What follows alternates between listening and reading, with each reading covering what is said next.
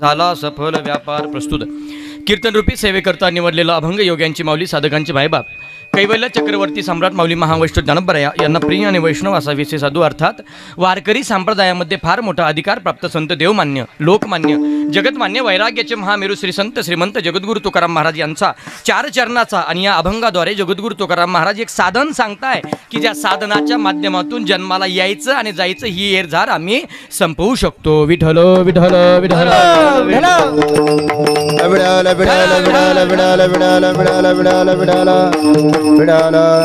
परमपुरुष शोरे पांडुरंग मुरारी कमल नयन कान्हा गोपिका चित्तहारी प्रकट निकट शोभे रुक्मिणी नम्यवाणी सदै धवल हासं विठ्ठलं चिंतयामि पंढरीचा देवराया पंढरीचा देवराया पंढरीचा देवराया पंढरीचा देवराया दंडवत तुझे पाया दंडवत तुझे पाया दंडवत तुझे पाया दंडवत तुझे पाया दंडवत तुझे पाया दंडवत तुझे पाया हो पंढरीचा देवराया दंडवत तुझे पाया दंडवत तुझे पाया दंडवत तुझे पाया पंढरीचा देवराया दंडवत तुझे पाया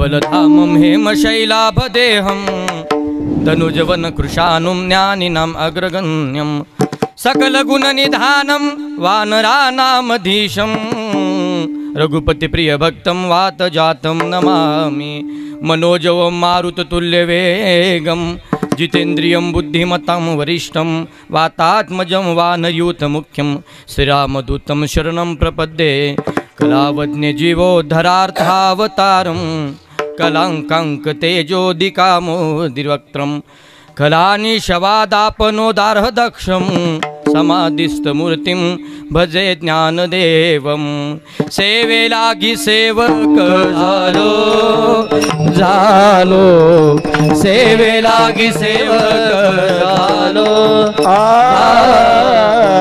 सेवे लागी सेवक झालो झालो सेवे लागी सेवक झालो सेवे लागी सेवक झालो सेवे लागी सेवक झालो सेवे लागी सेवक झालो सेवे लागी सेवक झालो सेवे लागी सेवक झालो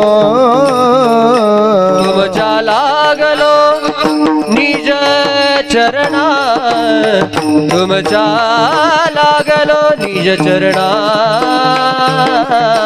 अहो स्वामी तुक या देवा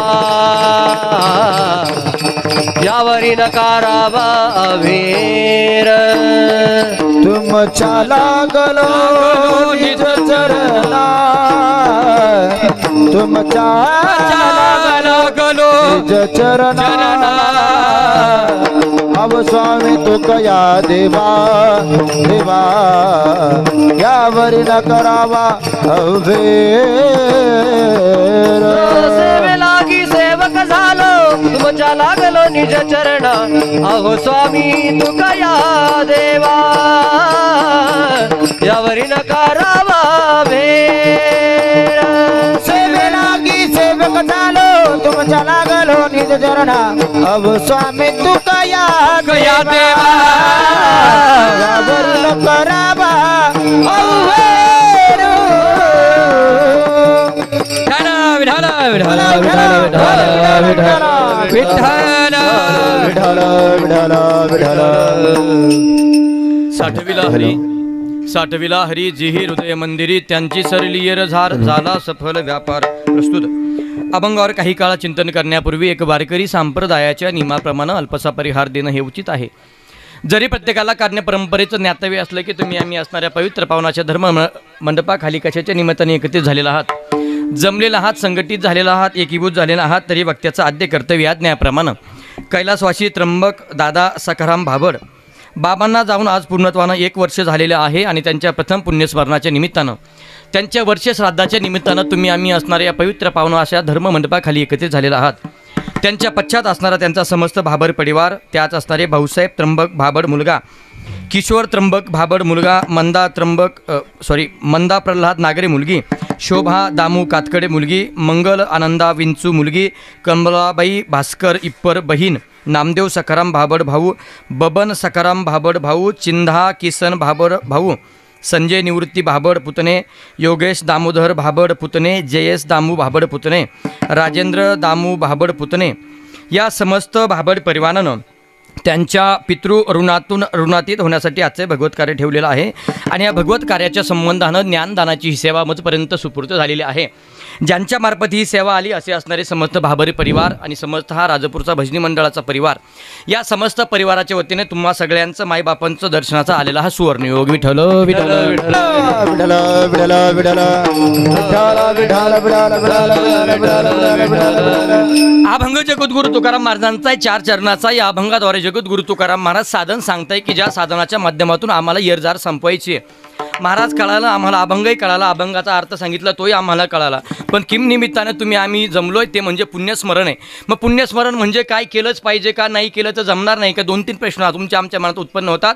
का करायचं पुण्यस्मरण, त्याचं कारण असं आहे, पुण्यस्मरण करण्यामागं एकच कारण आहे, आम्ही हा मंडप टाकायचा, पाहुणे मंडळी बोलवायचे, अन्नदान करायचं, कीर्तन प्रवचन करायचं, याचं कारण काय, तर याचं कारण फक्त एकच आहे, माणूस जन्माला आला की जन्माला आल्यानंतर त्याच्याबरोबर काही इति कर्तव्य आता तो घेऊन येत असतो। म्हणजे काय, माणूस जन्माला आला म्हणजे त्याचा इतिहास होत नाही, तो मेला म्हणजे त्याचा इतिहास होत नाही। मग इतिहास होतो केव्हा, माणूस जन्माला आल्यापासून तर मरेपर्यंत जेवढा काळ जगत असतो त्याला आम्ही जीवन म्हणतो आणि हे जीवन जगत असताना त्यानं केलेलं कर्म आणि त्या कर्माच्या बरोबर त्याला त्याचं पुढचं भविष्य जे काय आहे त्याचं ते अवलंबून असतं। मग माणूस जन्माला आलाय खरा, त्याला मरायचं आहे हेही खरं आहे, पण तो जेवढा वेळ तिथं जीवन जगतो, जेवढा वेळेस तो जीवन इथं राहतो, जेवढा काळ तो इथं राहतो, त्या काळावर किंवा ते काळ जगत असताना त्याच्यावर काही इति कर्तव्यता आहे। म्हणजे काय, त्याचं काही कर्तव्य आहे, त्याच्यावर काहीतरी उपकार आहे आणि त्या उपकारातून ऋणातीत होण्यासाठी हा सगळा अट्टहास आम्हाला करावा लागतो।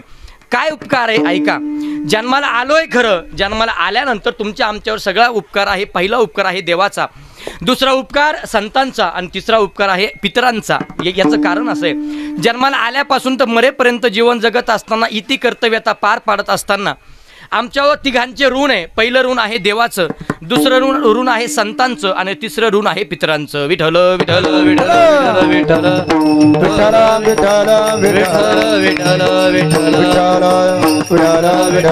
विठ्ठल हे पितरांच्या ऋणातून ऋणातीत होण्यासाठी या वडिलांच्या पुण्यस्मरणाच्या निमित्तानं सगळा हा खटाटोप आहे।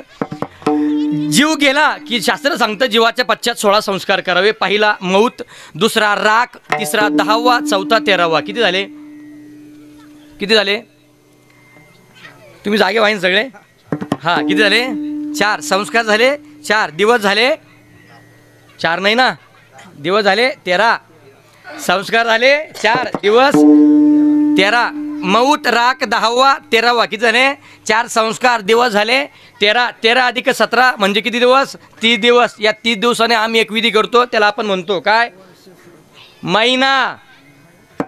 मी तुमच्या आधीच आहे की तुम्ही माझ्या आधीचे, तुम्ही हात माना, हा काय घालतो आपण, महिना।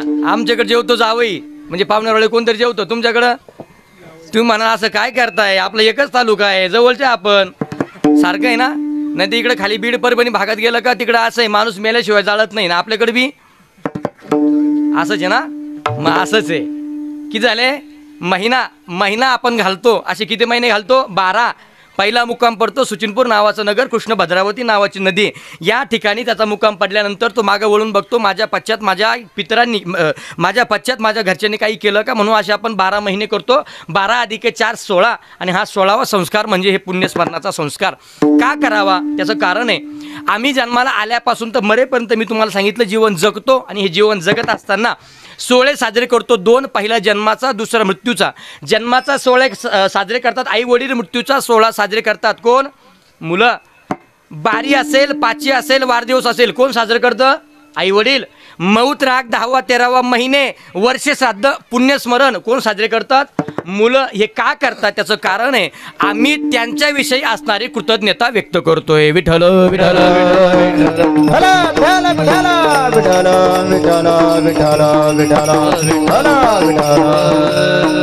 म्हणून तर मी तुम्हाला सांगितलं आमच्यावर तिघांचे ऋण आहे. पहिलं ऋण आहे देवाचं. कोणाचं? देवाचं. देवानं आमच्यावर काय ऋण केलंय? देवाचे आमच्यावर काय उपकार आहे? त्याचं कारण ऐका. देवाचे आमच्यावर उपकार सांगू का? ज्या भगवान परमात्म्यानं तुम्हाला आम्हाला हा नरदेह दिला, हे त्याचे आमच्यावर उपकार.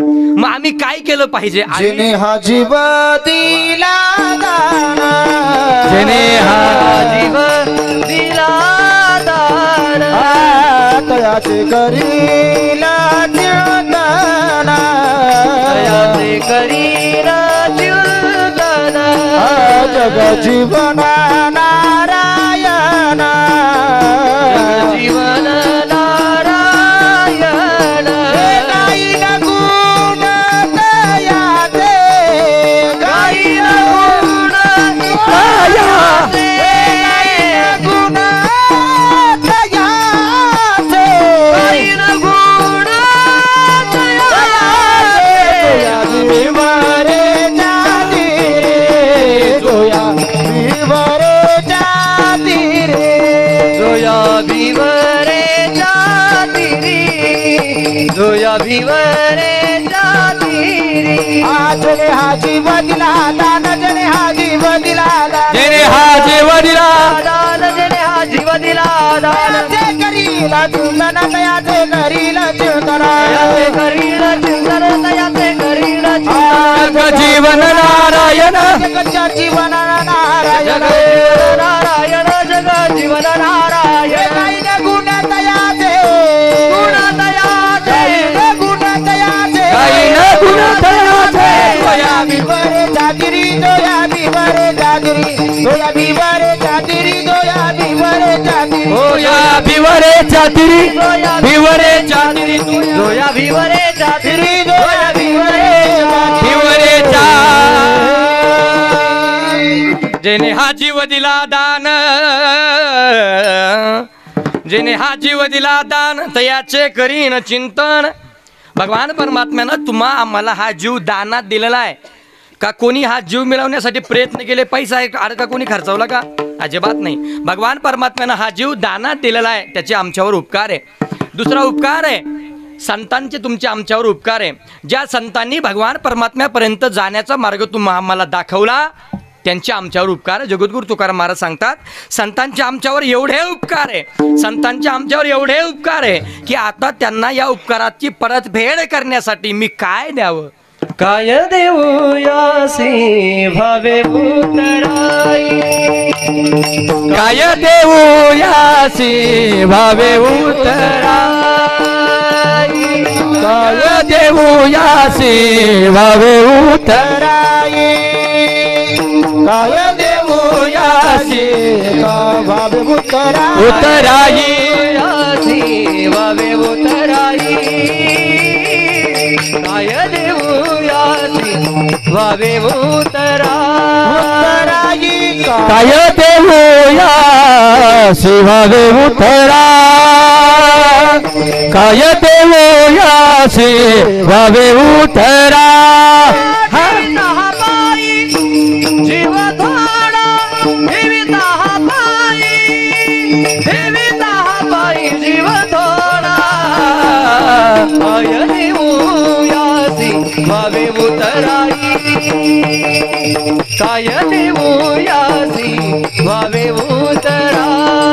ठेवितो हा पायी जीव थोडा, ठेवितो हा पायी जीव थोडा, जीव थोडा, काय देऊ यासी भावे उतराई, काय देऊ यासी भावे उतराई, काय देऊ यासी भावे उतराई, काय देऊ यासी भावे उतराई. देवी तो हा पायी जीव थोडा, देवी तो हा पायी जीव थोडा, काय देऊ यासी भावे उतराई, काय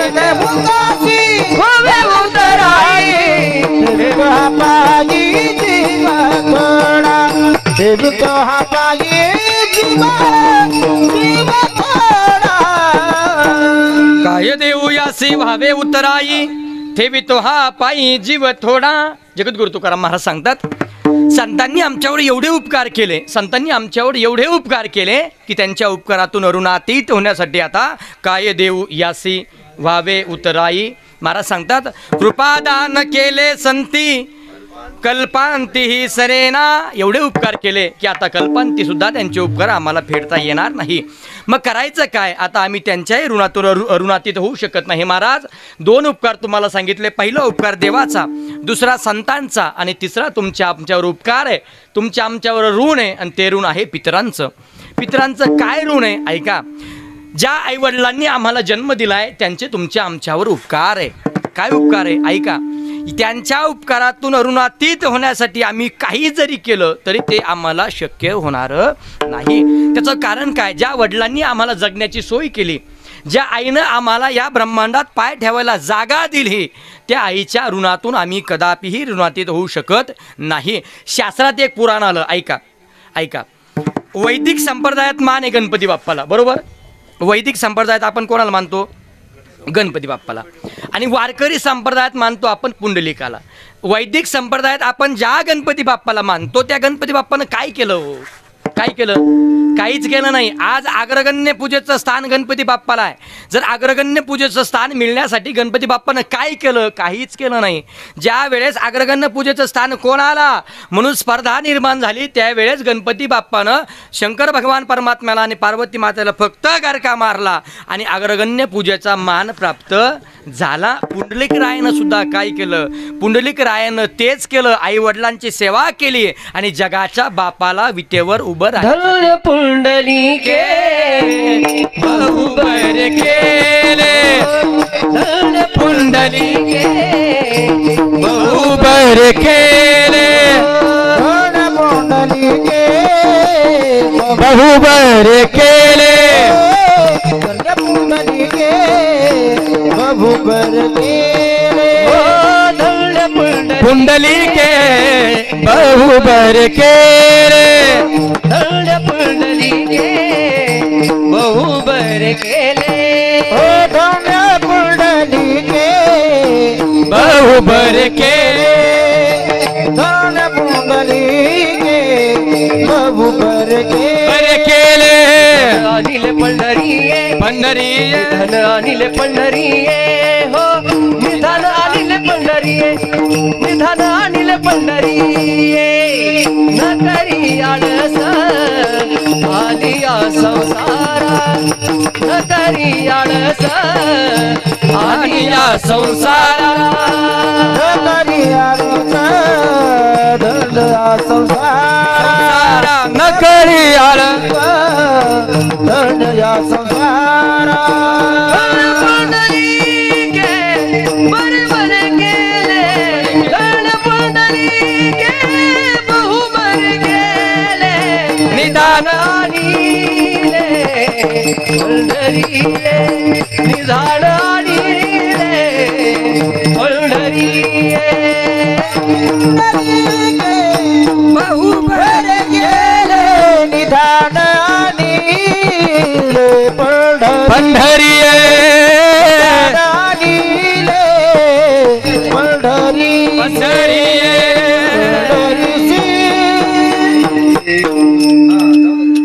धन्य पुंडलिके बहु बरे केले, निदान आणिले पंढरीये. काय केलं पुंडलिक रायानं? पुंडलिक रायानं आई वडिलांची सेवा केली आणि जगाच्या बापाला उभं केलं. शास्त्रात एक राजा झाला, त्याचं नाव आहे महेंद्र. काय राजा झाला? महेंद्र. शास्त्रात महेंद्र नावाचा राजा झाला. त्या महेंद्र नावाच्या राजानं साधू संतांना बोलवलं. वडील वारले आणि सगळ्या साधू संतांना बोलवलं आणि संतांना प्रश्न केला, मला माझ्या वडिलांच्या ऋणातून ऋणमुक्त व्हायचंय, काहीतरी उपाय सांगा. काय सांगा? उपाय सांगा. संतांनी सांगितलं, राजा तू जरी विश्वाचा राजा असला, राजा बोले, बोला कोण आले? दल आले. तू जरी राजा असला, राजा बोले दल हले, कीर्तनकार बोले कुत्र्याची शेपूट बिना हले. तो राजा, अरे तू जरी राजा असला, तरी ऐक, या जगात आईच्या आणि वडिलांच्या ऋणातून ऋणमुक्त होण्यासाठी एकही माध्यम नाही, एकही साधन नाही. त्यानं विचार केला काहीतरी तर असेल ना. त्यानं एक विचार केला, आता एक काम करू म्हटले. साधन नाही म्हणताना 12 वर्ष यज्ञ करू आणि 12 वर्ष कायमस्वरूपी अन्नदान करू. 12 वर्ष राजानं यज्ञ केला आणि 12 वर्ष अन्नदान केलं. 12 वर्ष पूर्ण झाले आणि शेवटच्या दिवशी हातात तांदूळ घेतले राजानं. कोणी? महेंद्र नावाच्या राजानं हातात तांदूळ घेतले आणि घेतलेले तांदूळ अंगणात फेकले. आणि तांदळाकडे बघून राजा म्हणायला लागला, मी जर 12 वर्ष केलेल्या अन्नदानानं आणि 12 वर्ष केलेल्या नामस्मरणानं, नामचिंतनानं, यज्ञानं जर मी माझ्या वडिलांच्या ऋणातून ऋणमुक्त झालेलो असेल तर फेकलेल्या तांदूळाला मोड येतील. पण नवल ऐका, जर असं झालं नाही तर फेकलेले तांदूळ जळतील. गंमत सांगतो तुम्हाला, 12 वर्ष यज्ञ केला आणि 12 वर्ष अन्नदान केलं आणि तांदूळ अंगणात फेकले आणि अंगणातल्या तांदळाला मोड न येता अंगणातले तांदूळ जळाले. याचं कारण काय? याचं कारण फक्त एकच आहे, आई वडिलांच्या ऋणातून आम्ही कधीच ऋणमुक्त होऊ शकत नाही. राजानं विचार केला, कदाचित 12 वर्षाच्या यज्ञानं आणि 12 वर्षाच्या अन्नदानानं हे पुरेसं होत नसेल, इथं केल्यानं हे होत नसेल. राजा काशी क्षेत्रात गेला, महेंद्र नावाचा राजा. आणि महेंद्र नावाच्या राजानं काशी क्षेत्रात जाऊन आणखी 12 वर्ष यज्ञ केला आणि पुन्हा 12 वर्ष अन्नदान केलं आणि तांदूळ हातात घेतले. 24 वर्षाचं यज्ञ आणि 24 वर्षाचं अन्नदान झाल्यानंतर राजानं हातात तांदूळ घेतले आणि तांदळाकडे बघून राजा म्हणायला लागला, 24 वर्षाच्या यज्ञानं आणि 24 वर्षाच्या अन्नदानानं मी जर माझ्या पितरांच्या ऋणातून ऋणमुक्त झालेला असेल तर हातातल्या तांदूळाला मोड येतील, अन्यथा तांदूळ जळतील. नवल सांगतो तुम्हाला, 24 वर्षाच्या यज्ञानं आणि 24 वर्षाच्या अन्नदानानं सुद्धा हातातल्या तांदळाला मोड न येता हातासही तांदूळ जळाले. याचं कारण काय? याचं कारण फक्त एकच आहे. म्हणून तर माऊली सांगतात, एक काम करा, माय बाप केवळ काशी काशी माय बाप केवळ काशी माय बाप केवळ काशी माय बाप केवळ काशी जावे तीर्थाचे तेने जावे तीर्थाचे कुंडलिके काय केले कुंडलिके काय केले न जावे तीर्थासी जावे तीर्थासी तीर्थाचे कुंडलिके काय केले कुंडलिके काय केले आम्ही उतराई होऊ शकत नाही, मग करायचं काय? फक्त उतराई होऊ शकत नाही पण आम्ही प्रयत्न तर करू शकतो. म्हणून भाबड परिवारानं त्यांच्या पितृ ऋणातून ऋणातीत होण्यासाठी केलेला हा छोटासा प्रयत्न आहे. मी जर तुम्हाला साधा प्रश्न विचारला की आम्हाला भगवान परमात्म्यानं हे नर शरीर दिलं कशाला, तर तुमच्या आमच्याकडे उत्तर काय आहे? उत्तर आमच्याकडे फक्त एकच आहे, आम्हाला हे शरीर मिळालं कशाला? बंगला बांधायला. आम्हाला हा नरदेह मिळाला कशाला? गाडी घ्यायला. आम्हाला हा नरदेह मिळाला कशाला? लोकांचे वावर विकत घ्यायला. आम्हाला हा नरदेह मिळाला कशाला? कशाला कशाला?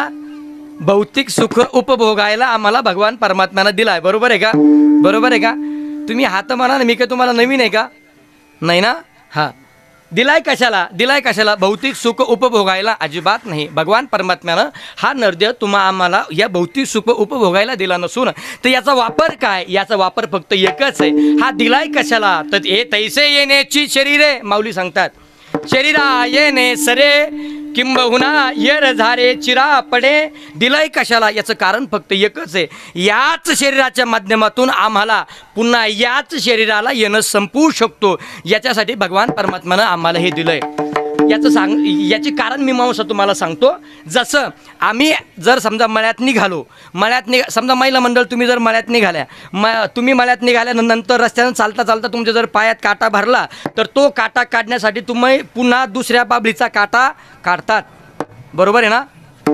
कशाला काढतात तो बाबलीचा काटा? पायातला काटा काढायला. आणि पायातल्या काट्यानं हा बाबलीच्या काट्यानं पायातला काटा काढतात. जसं काट्यानं काटा काढला जातो, विष विषाला मारतं. आम्हाला सर्पदंश झाला की आम्ही डॉक्टरकडे जातो, डॉक्टरकडे गेलो विठ्ठल विठ्ठल विठ्ठल विठ्ठल विठ्ठल विठ्ठल विठ्ठल विठ्ठल विठ्ठल विठ्ठल विठ्ठल काय चालू आहे आपलं? बोला बोला. कीर्तन काटा चालू आहे. हा काटा झाला केव्हाच, सरपटवून चालू आहे. काय चालू आहे? आम्हाला साप चावला, आम्हाला साप चावला का आम्ही दवाखान्यात जातो. दवाखान्यात गेलो की डॉक्टर आम्हाला इंजेक्शन देतात. का हो? कधी डॉक्टरांना विचारलं का जे इंजेक्शन तुम्ही आम्हाला देताय त्या इंजेक्शनमध्ये औषध काय, त्याचं कारण आहे का? आम्ही डॉक्टरकडे गेलो की डॉक्टर आम्हाला विचारतात साप मारला का? आम्ही म्हणतो नाही. पळाला का? हो पळाला. कसा होता? जाडा होता का बारीक होता? लांब होता का छोटा होता? पट्ट्याचा होता का काळा होता? नाग होता का कोबरा होता? असं विचारतात ना आम्हाला. याचं कारण काय? याचं कारण फक्त एकच आहे. साप चावल्यानंतर आम्हाला जे दिलं जातं ते दुसरं तिसरं काहीच नाही, सापाचंच विष आम्हाला अँटीबॉडी म्हणून शरीरात आमच्या टाकलं जातं. याचं कारण काय? याचं कारण एकच आहे. जेवढे जेवढे साप बारीक, माझं निरीक्षण आहे, जेवढे साप बारीक तेवढे मारणारे जास्त. बरोबर आहे की नाही? जेवढे साप बारीक तेवढे मारणारे जास्त. आणि जेवढा साप मोठा, लोक म्हणते नाही नाही आज सोमवार आहे. याचं कारण काय? याचं कारण एकच आहे. साप मारल्यानंतर आणि साप जिवंत असल्यानंतर कुठला साप धोक्याचा आहे आणि कुठला साप आम्हाला धोक्याचा नाही हे आम्हाला कळत नाही, म्हणून आम्ही मारतो. मग डॉक्टर आम्हाला विचारतात जो साप चावलाय तो कसा होता? हे जर डॉक्टरना कळालं का मग डॉक्टर आम्हाला ती अँटीबॉडी आमच्या शरीरात सोडतात. याचं कारण असं आहे, विष विषाला मारतं. जसं काट्यानं काटा काढला जातो, विष विषाला मारतं, तद्वत त्या न्यायाप्रमाणे आम्ही ज्या शरीराला आलोय त्या शरीराच्या माध्यमातून आम्हाला शरीराला येणं आणि शरीराला जाणं संपवता येतं. विठ्ठल विठ्ठल विठ्ठल विठ्ठल विठ्ठल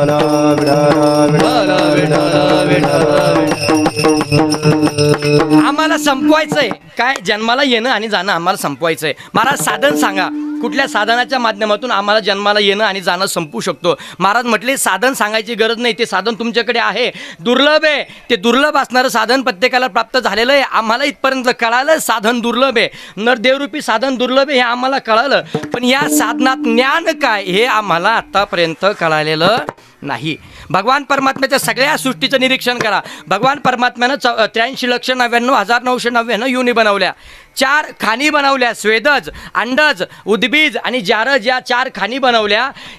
84 लक्ष योनी, 4 खाणी, 3 गुणी भगवान परमात्म्यानं बनवला. पण या सगळ्या ब्रह्मांडामध्ये भगवान परमात्म्यानं एक जीव एकासारखा बनवलेला नाही. सगळे जीव भगवान परमात्म्याने वेगवेगळे बनवले. भगवान परमात्म्याच्या सृष्टीचं निरीक्षण करा. भगवान परमात्म्याने चालणारे बनवले, भगवान परमात्म्याने पळणारे बनवले, भगवान परमात्म्याने 2 पायाचे बनवले, भगवान परमात्म्याने 4 पायाचे बनवले, भगवान परमात्म्याने अनंत पायाचे बनवले, भगवान परमात्म्याने जमिनीवर राहणारे जीव बनवले, भगवान परमात्म्याने पाण्यात राहणारे जीव बनवले, भगवान परमात्म्याने जमिनीच्या आत राहणारे जीव बनवले. काही जीव असे बनवले की जे फक्त उन्हाळ्यात जिवंत राहतात, काही जीव असे बनवले जे फक्त पानकळ्यात जिवंत राहतात. भगवान परमात्म्याने काही जीव असे बनवले जे फक्त पाण्यात राहतात, पाण्याच्या बाहेर काढले की ते मरतात. मासा असा प्राणी आहे की जो फक्त जमिनीवरच राहतो, जमिनीच्या बाहेर गेला का मासा. मी जेवण करून येऊ का? मासा कुठं राहतो? कुठं राहतो? पाण्यात राहतो. मासा पाण्याच्या बाहेर काढला का काय होतं? मासा मरतो. आजीबाईचं बरोबर, आजीबाईंनी बरोबर सांगितलं. मासा पाण्याच्या बाहेर काढला की मासा मरतो. मी असंच एका कार्यक्रमात विचारलं, आजीबाई मासा पाण्याच्या बाहेर काढलं की काय होतं? आजीबाई म्हणे महाराज ते काय सांगायची गोष्ट आहे का? मासा पाण्याच्या बाहेर काढला का त्याचं कालवण होतं. काय होतं त्याचं? कालवण होतं. मासा कुठं राहतो? फक्त पाण्यात राहतो. पाण्यात राहणारे जीव बनवले, पाण्याच्या वरती राहणारे जीव बनवले. भगवान परमात्म्याने सगळे जीव बनवले, पण एवढे सगळे जीव बनवून सुद्धा भगवान परमात्म्याला समाधान झालं नाही. त्याचं कारण काय सांगू? त्याचं कारण काय सांगू? ज्या आईवडिलांनी आम्हाला जन्म दिला, आम्ही जर त्यांनाच मानणारे नसू तर आईवडिलांना समाधान होणार नाही. तसं ज्या भगवान परमात्म्यानं आम्हाला बनवलं, आम्ही जर त्यालाच मानणारे नसू तर देवालाही समाधान होणार नाही. ज्या भगवान परमात्म्याच्या सृष्टीत कुत्रा जन्माला घातला, तो कुत्रा अभिषेक करत असताना हा देव आहे का गाडी आहे? विचार करतो का? करतो की विचार? नाही. बोला, करतो का? नाही करत ना, नाही करत ना. आकाश मार्गाने कावळा जातो, आकाश मार्गाने कावळा जात असताना कावळा विष्ठा टाकतो, विष्ठा टाकत असताना तो कावळा विचार करतो की मसुबा हे, काही तर माऊला हे, काही तर देवाचा कळस हे, असा विचार करतो का कावळा? नाही करत. मग भगवान परमात्म्याने विचार केला, सगळं बनवलं, पण हे सगळं बनवत असताना माझं नामचिंतन नामस्मरण करणारा, माझ्यापर्यंत येणारा एकही जीव आत्तापर्यंत जन्माला घातलेला नाही, म्हणून भगवान परमात्म्याला समाधान झालं नाही. याची जाणावया निज रूपाते, पूर्वी येणे श्री अनंते, निज मायेचे निहाते केली बहुत शरीरे. है की नाही? भगवान परमात्म्याने भरपूर शरीर निर्माण केली. नाथ महाराज भागवतात लिहितात, भरपूर शरीर भगवान परमात्म्याने निर्माण केली, पण देवाला जाणणारं आणि देवाला मानणारं शरीर भगवान परमात्म्याकडून झालं नाही. मग भगवान परमात्म्याने विचार केला, काहीतरी असं निर्माण केलं पाहिजे की जे निर्माण केल्यानंतर आम्हाला समाधान वाटलं पाहिजे. आणि मग भगवान परमात्म्याने हे तुम्हाला आम्हाला निर्माण केलं. काय केलं देवानं? आम्हाला निर्माण केलं. पण देवानं परत विचार केला, आपण मनुष्य देह निर्माण केला, दादा बरोबर आहे, आपण माणसाला जन्माला घातलं, बरोबर आहे, पण हे माणसाला जन्माला घालून सुद्धा हे जर कुत्र्याच्या आणि कावळ्याच्या जातीवर गेलं, मग बरोबर आहे ना, मग काय करायचं? मग भगवान परमात्म्याने याला अपडेट केलं, भगवान परमात्म्याने याला अपग्रेडेशन केलं. मग केलं काय? बाहुल्य मनुष्य देही निज ज्ञान घातले पाही. देवानं काय केलं? देवानं हे विश्व निर्माण केलं, माणसाला निर्माण केलं, आणि माणसात एक गुण घातला, आणि तो गुण म्हणजे ज्ञानाचा आहे. बुद्धीचे वैभव अन्य नाही तुझे. बुद्धी घातली, बुद्धी घातली म्हणण्यापेक्षा ज्ञान घातलं. आहार निद्रा भय मैथून सर्व योनिसी समसमान, पर मनुष्य देहीचे ज्ञान ते अधिकची जाण. सर्वथा भगवान परमात्म्यानं माणसाला जन्माला घातलं आणि माणसाच्या ठिकाणी ज्ञान दिलं. काय ज्ञान? चांगलं काय, वाईट काय, बरं काय, खरं काय, पाप काय, पुण्य काय, आपले कोण, परके कोण, देव काय, देश काय, धर्म काय, हे जाणण्याची कला, हे जाणण्याचं ज्ञान फक्त माणसात घातलंय. इतर कुठल्याही योनीत हे ज्ञान नाही. आणि हे ज्ञान नाही कोठे, हे ज्ञान आणखी कुठल्याही योनीत भगवान परमात्म्यानं घातलं नाही. आमच्याकडे 2 बैल आहे, आपण सगळे शेतकरी माणसं, आमच्याकडे 2 बैल आहे, एकच नाव सर्जा, एकच नाव राजा. मला कार्यक्रमाला यायचं होतं, मी काय केलं, एक चाऱ्याची पेंडी घेतली आणि त्या सर्जाला सांगितलं, सर्जा मला कार्यक्रमाला जायचं आहे बाळा, मी कार्यक्रमाला येईपर्यंत मला फार वेळ होणार आहे, 3, 3:30, 4 वाजणार आहे. एक काम कर, अर्धी पेंडी तुमच्यासमोर ठेवतो, अर्धी पेंडी बाजूला टाकतो, ही अर्धी पेंडी झाली का मग ही अर्धी उचलायची, खायची, वगळ पाडायची नाही. आणि माझं बैलांनी ऐकलं, वाला पाटापाटा. ऐकलं का? ऐकलं का? नाही ऐकलं. याचं कारण काय? याचं कारण एकच आहे, या माणसाकडे जे बुद्धितत्व आहे ते बुद्धितत्व इतर कुठल्याही प्राण्याकडे नाही. माणसाच्या ठिकाणी जे ज्ञान आहे ते ज्ञान दुसऱ्या कुठल्याही युनिट आम्हाला पाहायला मिळत नाही. मग या ज्ञानाच्या जोरावर करायचं आहे काय आम्हाला? तर या ज्ञानाच्या जोरावर आम्हाला भगवत स्वरूप होण्यासाठी काहीतरी प्रयत्न करायचे. भगवत स्वरूप होण्यासाठी प्रयत्न करायचे म्हणजे काय? आमच्या मूळ स्वरूपाला जाण्यासाठी आम्हाला काहीतरी प्रयत्न करायचे. आमचं मूळचं स्वरूप काय? तर गीतेतल्या 2ऱ्या अध्यायात 20व्या क्रमांकाच्या श्लोकात भगवान परमात्मा सांगतात, आमचं मूळचं स्वरूप काय? तर मूळचं स्वरूप असं आहे, न जायते म्रियते वा कदाचिन नायम भूत्वा भविता वा न भूयः अजो नित्य शाश्वतोयम पुराणो न हन्यते हन्य माने शरीरे. याचं कारण काय? आम्हाला आमच्या मूळ तत्वापर्यंत जायचं आहे आणि ते मूळ तत्वापर्यंत जाण्यासाठी कोणाचा तरी उपदेश आम्हाला असणं गरजेचं आहे. आमच्याकडे साधन आहे पण त्या साधनाचं परिपूर्णतेनं ज्ञान आमच्याकडे नाही, म्हणून आम्हाला त्या भगवान परमात्म्यापर्यंत जाण्याचा मार्ग आतापर्यंत सापडलेला नाही. साधन आहे का? आहे. हे नरदेहरूपी साधन तुमच्या आमच्या सगळ्याकडे आहे, पण या साधनाचं परिपूर्णतेनं ज्ञान नाही. जोपर्यंत साधनाचं परिपूर्ण ज्ञान आम्हाला होत नाही तोपर्यंत साध्याची प्राप्ती होत नाही. विठ्ठल विठ्ठल विठ्ठल विठ्ठल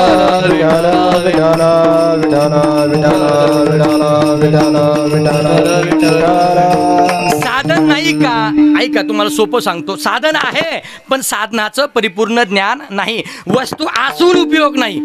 वस्तू नाही का, वस्तू आहे पण या वस्तूचा गुणधर्म जोपर्यंत आम्हाला माहिती होत नाही तोपर्यंत आम्हाला साध्याची प्राप्ती होत नाही किंवा इच्छित असणाऱ्या वस्तूची प्राप्ती होत नाही. सोपं सांगतो तुम्हाला, ऐका, सोपं पटकन लक्षात येईल. थोडं कॅशेट बदलतो म्हणजे तुम्हाला पटकन कळेल. आजीबाई मी तुमच्या मुलासारखा आहे, मी तुमच्या लेकरासारखा आहे ना, नातवासारखा आहे ना, आहे ना, तुम्ही सगळी मंडळी आहे ना, मुलासारखा नातवासारखा आहे ना. अरे हात म्हणा ना, मी कुठं वाटा मागणार आहे ना. हां, मी तुमच्या मुलासारखं आहे, मी तुमच्या लेकरासारखं आहे. सोपं सांगतो पटकन तुमच्या लक्षात येईल. ऐका, वस्तू असून उपयोग नाही. वस्तूचं काय पाहिजे, ज्ञान पाहिजे. काय पाहिजे, ज्ञान. रस्त्याच्या कडाला भिकारी भीक मागत होता. काय मागत होता, भीक. 1-2 पैसा द्या हो धर्माला, आशीर्वाद लागेल तुमच्या मुलाले कराला. 1-2 पैसा द्या हो धर्माला. रस्त्याच्या कडाला भिकारी भीक मागतोय. रस्त्यानं साधू चालले. साधूने भिकाऱ्याची अवस्था पाहिली आणि भिकाऱ्याची अवस्था पाहिल्यानंतर साधूला दया आली. साधूने विचार केला, भिकारी आहे, भीक मागतोय, बरेच दिवसापासून भीक मागताना दिसतोय, पण या भिकाऱ्याला एक असं दान देतो, असं भीक देतो की पुन्हा भविष्यात भिकाऱ्याला भीक मागण्याची गरज पडणार नाही. या साधू महात्म्यानं झोळीतून परीस बाहेर काढला आणि तो परीस त्या भिकाऱ्याच्या हातात ठेवला. काय केलं, काय काढलं, परीस, आणि कुठे ठेवला परीस, भिकाऱ्याच्या हातात ठेवला. आता परीसाचा गुणधर्म असा आहे, परीसाचा स्पर्श लाकडाला झाला का लाकडाचं,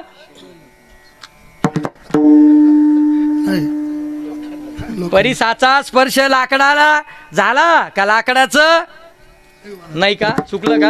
हा, मग परीसाचा गुणधर्म असा आहे, परीसाचा स्पर्श सोन्याला झाला का सोन्याचं, नाही का, हे पण नाही का. मग परीसाचा स्पर्श लोखंडाला झाला का लोखंडाचं सोनं. आपुल्या महिमाने धातू परिस केले सोने, धातू परिस केले सोने, धातू परिस केले सोने. आपुल्या महिमाने धातू परीच केले सोने, धातू परीच केले सोने, धातू परीच केले सोने. आपुल्या महिमाने धातू परिस केले सोने, आपुल्या महिमाने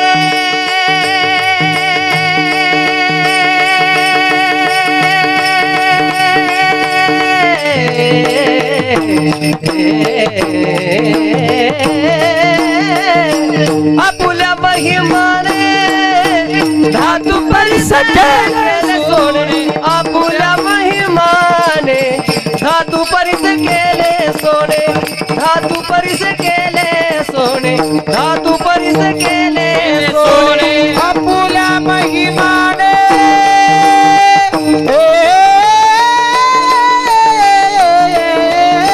जय हो.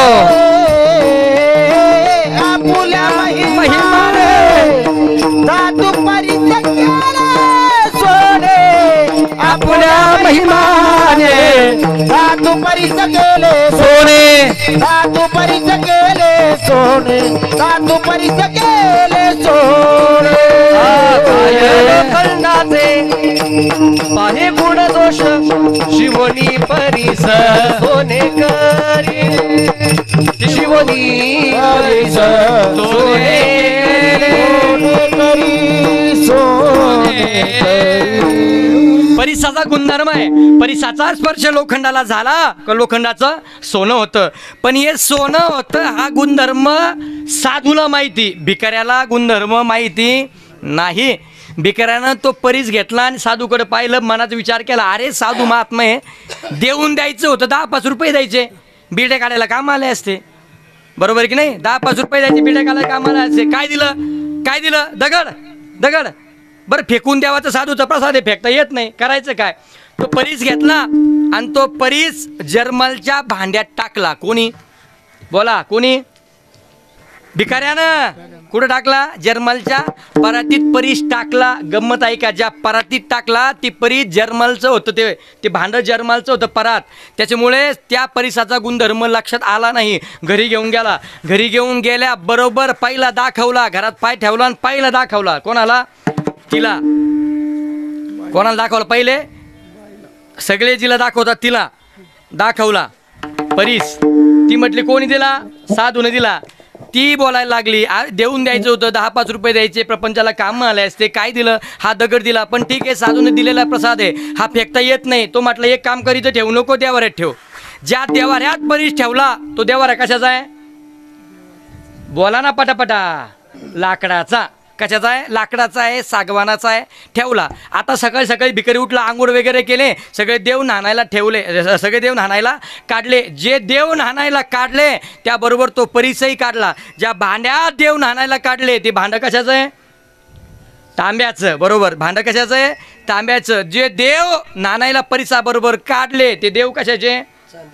देव काही चांदीचे, काही आपले आहे डुप्लिकेट देव, आहे की नाही? ते सगळे देव बाहेर काढले, ते परिसही बाहेर काढले, धुतला, पुन्हा ठेवून दिला. वर्षानुवर्ष गेले. एक 10-5 वर्ष गेल्यानंतर त्याच रस्त्यानं पुन्हा साधू महात्मे आले आणि भिकाऱ्यानं भीक मागताना पाहिल्याबरोबर साधूला दया आली. अरे 10-5 वर्षापूर्वी या भिकाऱ्याला मी परीस दिला आणि या परिसाचा गुणधर्म सांगायचं लक्षात नाही, पण आजही भिकारी भीक मागतोय. म्हणून भिकाऱ्याजवळ गेला आणि भिकाऱ्याजवळ गेल्याबरोबर साधू महात्म्यानं सांगितलं, का रे तुमची काय सवय जात नाही का रे मागायची? एखाद्याला आपण म्हणतो ना सवय लागलेली असली की ती सवय जात नाही. आधी होता दैवयोगे झाला त्याचा मूळ स्वभाव जाईना. जात नाही ना स्वभाव. करायचं काय? महाराज तुम्ही मला दिलाय दगड ना, व्यवस्थित ठेवलाय. कुठं ठेवला? देवारात ठेवला. देवारात ठेवला, बरोबर, ठीक आहे. मग तो काढायचा कधी? साधू महात्म्याने डोक्याला हात लावला. भाऊ तो काढायचा नसतो, त्याचा गुणधर्म ऐक म्हटले. जो मी तुला दिला आहे त्याचं नाव परीस आहे आणि परिसाचा गुणधर्म असा आहे, परिसाचा स्पर्श लोखंडाला झाला का लोखंडाचं सोनं होतं. भिकाऱ्यानं कपाळाला हात मारला. मला पुढं काय झालं भिकाऱ्याचं, कुठं गेला मला हे सांगायचं नाही. माझा दृष्टांत संपला. मला सिद्धांत फक्त एवढा सांगायचा आहे, वस्तू असून उपयोग नाही, वस्तूचा गुणधर्म आम्हाला कळले पाहिजे. वस्तू असून उपयोग नाही, वस्तूचं महत्त्व आम्हाला पाहिजे. वस्तू असून उपयोग नाही, वस्तूचं ज्ञान आमच्या ठिकाणी पाहिजे. आमच्याकडे वस्तू आहे पण वस्तूचं परिपूर्णतेनं ज्ञान नाही. मग करायचंय काय? येरजार संपवायचे. कुठल्या साधनानं संपेल? ते साधन तुमच्या आमच्याकडे सगळ्यांचं आहे, पण ते साधन वापरायचं कुठं आणि कशाच्या माध्यमातून आम्हाला देव प्राप्त होईल ते साधन सांगताय महाराज अभंगाच्या प्रथम चरणात. साठविला हरी, साठविला हरी, साठविला हरी, साठविला हरी, साठविला हरी, साठविला हरी, हो साठविला हरी, साठविला हरी. श्री हृदय मंदिरी, हृदय मंदिरी,